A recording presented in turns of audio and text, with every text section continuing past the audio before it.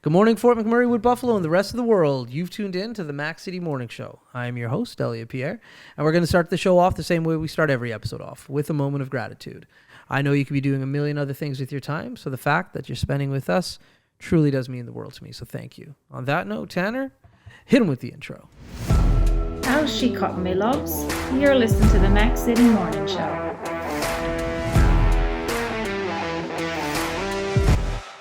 All right, and we're back. I'm excited about today's episode because we have a gentleman who's been in the community for a very, very long time. A lot of history, very interesting. He already said something this morning that I had no idea about, so you're going to learn with me today. As you know, I do not introduce my guests. I let them do that themselves. So on that note, sir, can you please tell everybody at home who you are and what you're about? Well, hello, everyone. My name is Mike Durocher. If you haven't met me before, I'm also the owner of the local Mr. Mike's Steakhouse restaurant. Having lots of space for everyone to come down and enjoy themselves with some good food. There we go. Okay, so let's get this started. How long have you been in Fort McMurray for?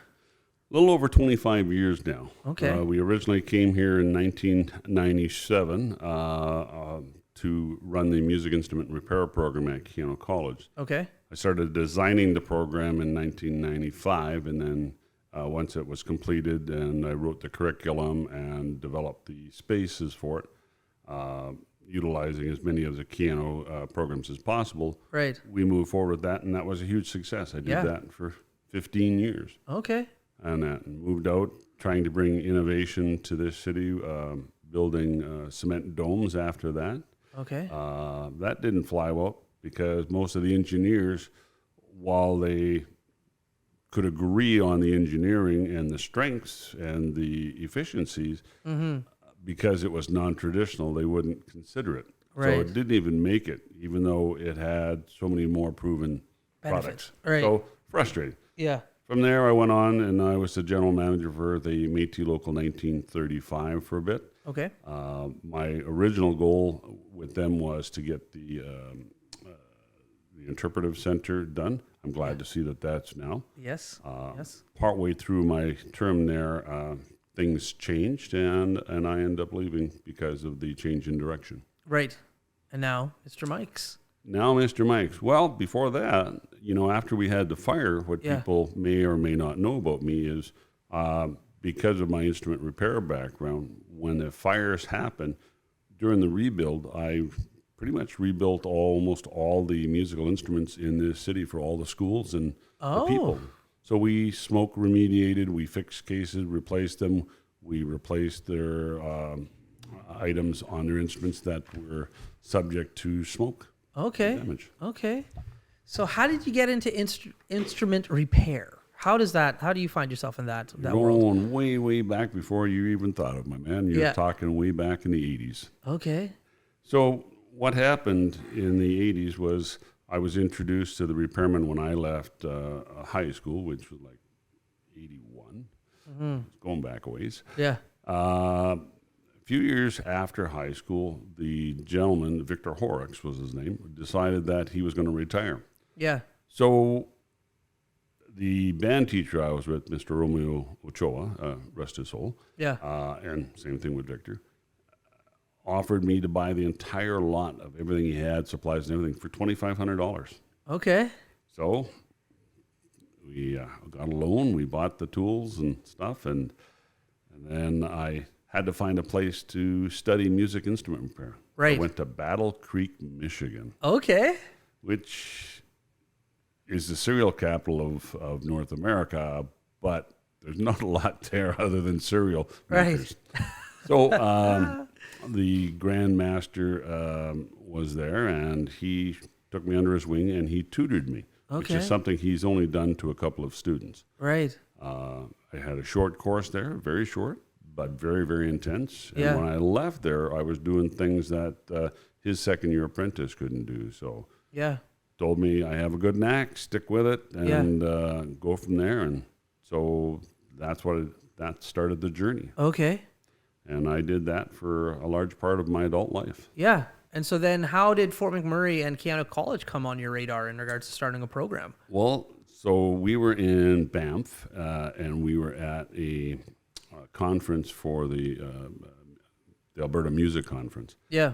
And a gentleman approached me and told me that we needed to have a conversation. Yeah. And Jeffrey Anderson was the chair of the Visual and Performing Arts Departments at Keanu College, and they wanted to run this program. Right. So it kind of started off a little on the crazy side, because they told me what they wanted to do and they told me how they were going to do it. And I looked at him and I laughed at him. And being a chair of a department at a college usually doesn't get that response. Right. And he asked me why.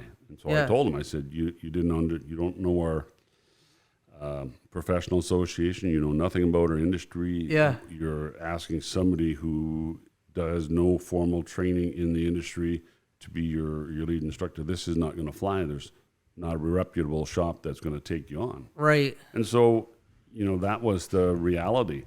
And so I got him in touch. Mike Allen, myself, and Jeffrey went down to the States, and we visited one of the 2-year programs that was there. Okay. On the plane ride, I actually had shown Jeffrey and Mike a curriculum that I had developed in Calgary, Right. To do an internship with an older gentleman. And that 16-week course that I had for him, we expanded into 4 16-week courses, which turned out to be the curriculum that we used for 15 years. That's awesome. And it was a well-attended program. I know a number of individuals who actually took pieces of the program at Keanu College, and they came from across North America to take in that Europe. course. We've had people from Japan. We've had people from Korea. In the last year when we were shutting down, we actually had ready to be enrolled 4 people from Korea. We had 1 from Germany, and that we had 7 international people ready to come out of an intake of 12. Yeah.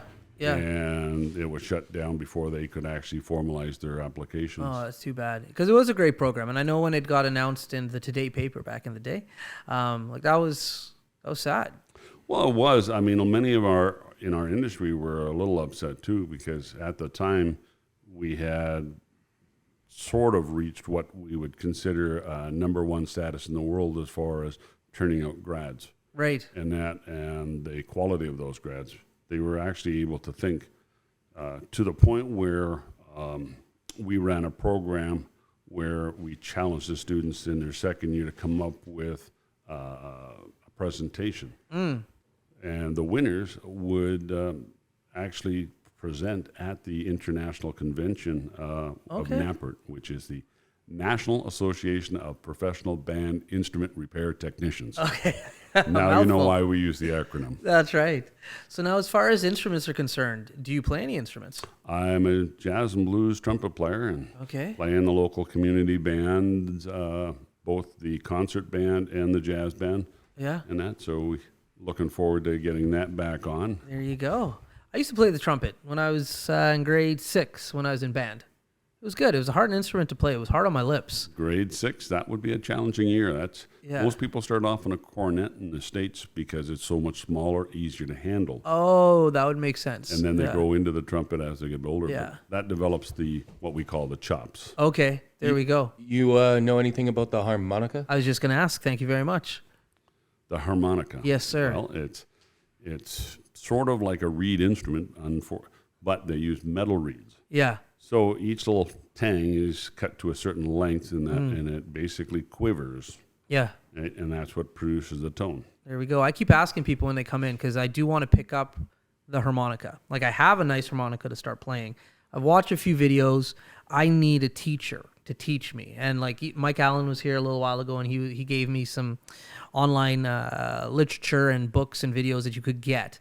But I need somebody to hold me accountable. So everybody who plays instruments in this community. That's not me. I know it's not you, but I'm putting a bug in your ear. If you ever find anybody who's willing to teach harmonica lessons, keep me in mind. Well, you can. Nowadays, one of the great attributes of computers and that is you can get lessons from some of the best people in the world on how to play the harmonica over Skype. Oh, Oh, that's not a bad So idea. you've got video, and they'll actually watch your technique, and you can book your time with them, and it's much cheaper than in person because they have much more students. So that is That's a not a bad carrot idea. for your guests Yeah. to go out there, and you get that on any instruments, and by some amazing artists and teachers. There we and go. there are differences. Okay, that is an out of the box idea. That's why I keep bringing it up. I feel if you talk about something, people come with different ideas. That's not a bad one in regards to like Skyping, because I just need somebody to hold me accountable.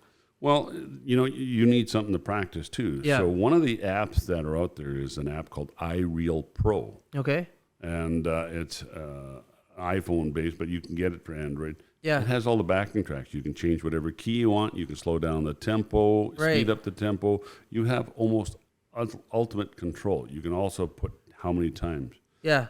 So when you talk about the harmonica, you're typically playing blues. Yeah. Right? So there are certain keys that they have, and a good cheat is to use a harmonica that's built in the same key. Okay. And you'll a lot of times see harmonica players with a belt, and they have all the different keys there. Yeah. Now, for the rare gifted ones, there's a chromatic mouth harp, Okay. and that plays like any other instrument. Yeah. I actually played a gig where the chromatic harmonica player was the lead instrument. Oh, that wow. was super cool. Super cool. Yeah, Okay. in a little town called Coronation. Okay, you've given me something to look into now. Now we're at the part of the show called the Mac City Minute. This is Tanner's segment. He's going to ask you some questions. I have no idea what he's going to ask you, so I wish you nothing but the best of luck. Tanner, hit him with the Mac City Minute. Alrighty, question number 1. What is the biggest change you've seen in Fort McMurray since you got here? Probably the attitude. When I first got to this city, there was 30,000 people. We've seen it grow to over 140. We've seen it come down. But a lot of times what we've seen is the attitude in some of the people that have come. We were always a very working community and very, very friendly. It was small town feel. We've got a bit more of a big city feel now. Obviously, we attracted a lot of professionals in this city, and that's changed some of the attitudes a little bit, and some for the better, some for the worse. Yeah, there we go. Alrighty, question number 2. What do you think is the most underrated menu item at Mr. Mike's?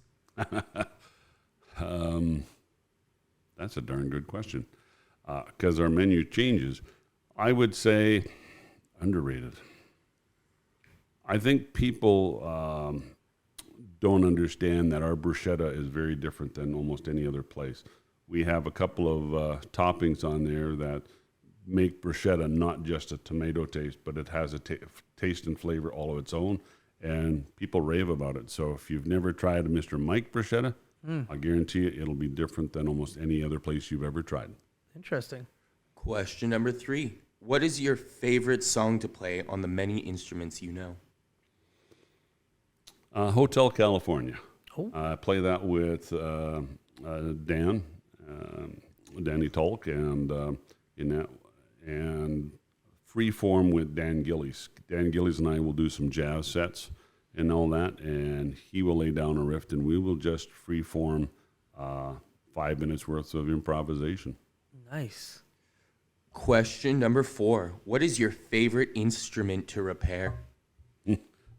Well, the one I made the most money off of is the saxophone. I enjoy the flute. The flute is basically one-on-one. It's a chess game of thousandths of an inch accuracy. To get a flute working as perfect as it can requires patience, concentration, focus, and the ability to get there. And your final question, what is one thing that drives you to running a local business? I guess care for this community. I did an awful lot of networking in this city, and one of the things I found out is although the food was good everywhere I ate, it was almost all the same. There was niche, and there was about 4 or 5 things that you would gravitate to every time you went there. Mm-hmm. If you eat out an awful lot, 4 or 5 things at the same places get a little boring. That's right. We wanted something with a little bit difference, and so that's what Mr. Mike's menu ended up being. Yeah. And those have been your 5 questions. Why, thank you. There you go. So my question is now, talking about Mr. Mike's, and it's funny that that's how we ended up. How did you find yourself in the restaurant business out of all these different career paths that you've had? That seems further from musical instrument repair as you can get. Well, thinking back, I think it's probably a little bit of brain damage, but honestly, it was, our group was looking for something once we left Keanu. Our group consists of, there's 5 of us. Okay. Myself and another gentleman named Mike as well are the 2 main shareholders. Okay. We were looking for something that would generate profit for us for when we retired, that we would have income, so we wouldn't just be spending our retirement funds, that it would actually allow us the freedom to enjoy that retirement. That's right. So, we still hope to get there. We were probably about 6 months away had we seen what was developing, that we would have never, ever got into it. Right. But we're here, we're survivors, we're fighting hard to be there, and hopefully this next challenge, which starts today, will allow us to continue as well. There you go. There we go. So being a small business owner over the last few months or year must have been challenging. What have you guys done that's you find a little bit more innovative in your industry to help you guys fight and survive? Well, we've looked at efficiencies, so we've tried to nail down the efficiencies as much as possible. We've tried to staff that understand the training, that can handle the most. Right. Staffing almost killed us in the first year. No doubt. So we learned an awful lot of lessons on there.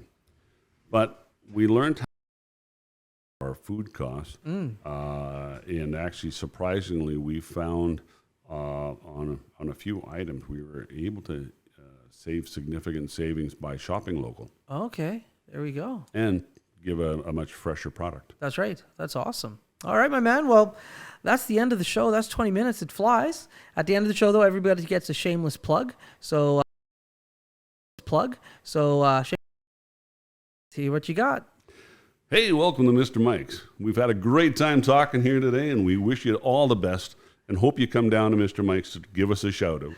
We'd love to see you, and so would our servers. Remember, we're doing this to help our servers provide for their families and provide for all of you.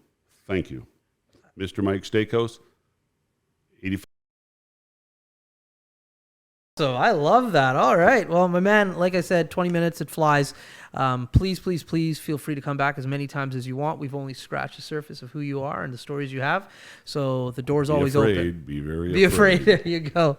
So please come back. Everybody at home, once again, thank you very much for watching. It does mean the world to me. That's been another episode of the Mac City Morning Show. Hopefully you're having a great day, and we'll see you tomorrow. Peace.